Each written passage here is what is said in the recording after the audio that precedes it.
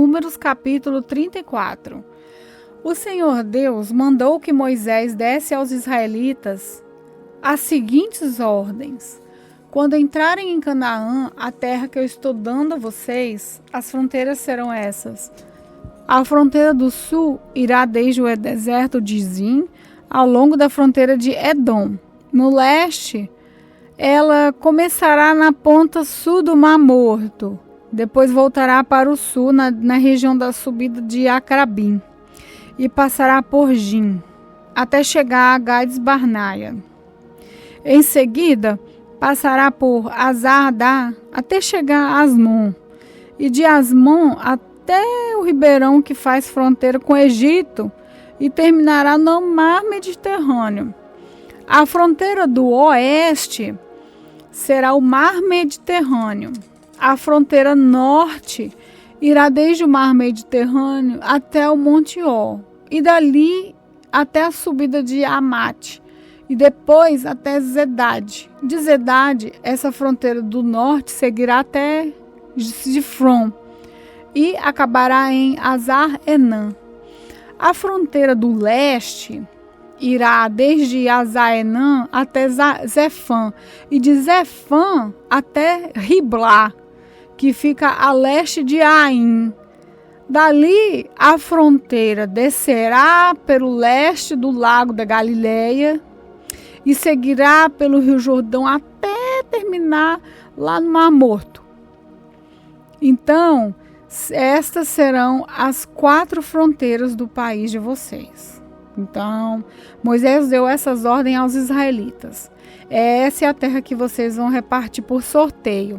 Esse é o país que o Senhor Deus mandou dar a as 9 tribos e meia.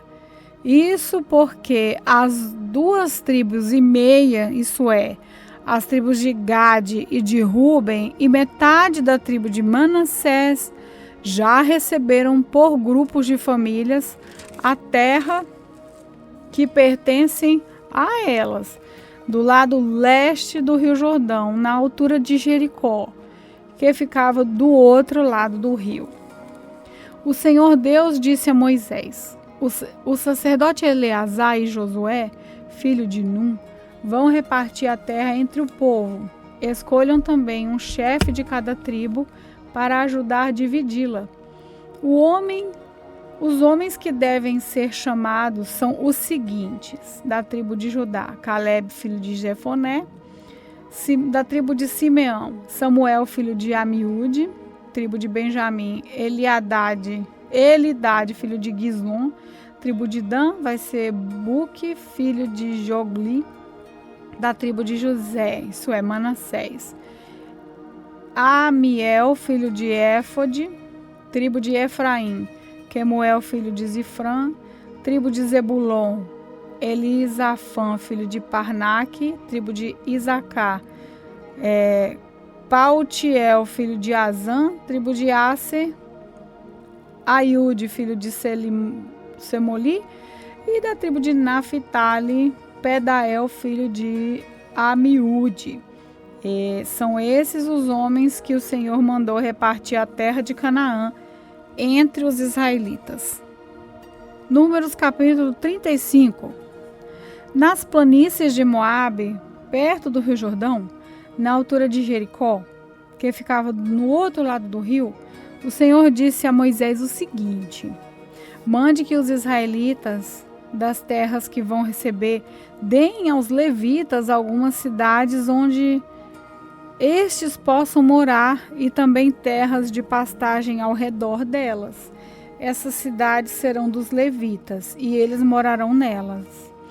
As terras ao seu redor serão para o gado, para as ovelhas e as cabras, e para outros animais. Os pastos ficarão em volta de toda a cidade, numa distância de 400 e 500 metros a partir da muralha.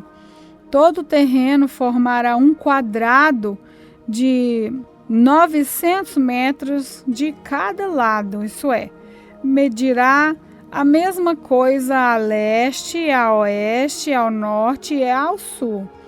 A cidade ficará no meio. e os pastos ficarão em volta. Deem aos levitas 6 cidades para fugitivos. Se um homem, sem querer ou por engano, matar alguém, poderá fugir para uma dessas cidades. Além delas, vocês darão aos levitas 42 cidades. Portanto, o total será de 48 cidades, todas elas com pastos ao seu redor.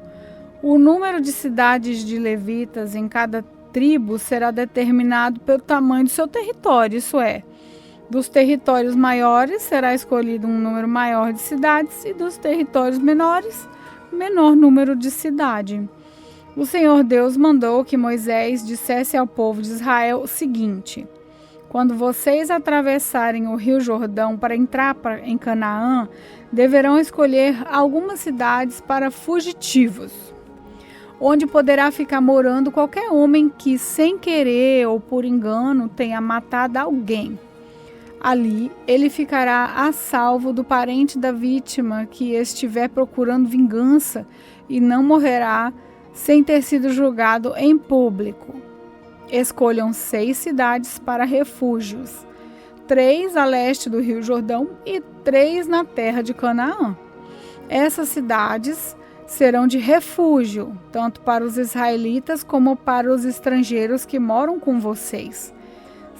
Seja só por algum tempo, seja para sempre. Quem tiver matado alguém sem querer ou por engano, poderá ficar refugiado ali. Se o homem ferir uma pessoa com um objeto de ferro, ou com uma pedra, ou com um pau, e causar a morte dessa pessoa, ele é culpado pelo crime e será condenado à morte. Quando o parente mais chegado do morto encontrar o assassino, deverá matá-lo. Se o homem empurrar o outro com ódio ou jogar alguma coisa contra ele com má intenção e ele morrer, ou se um homem esmurrar um inimigo e esse morrer, o culpado será morto, pois é um assassino. Quando o parente mais chegado do falecido encontrar o assassino, deverá matá-lo.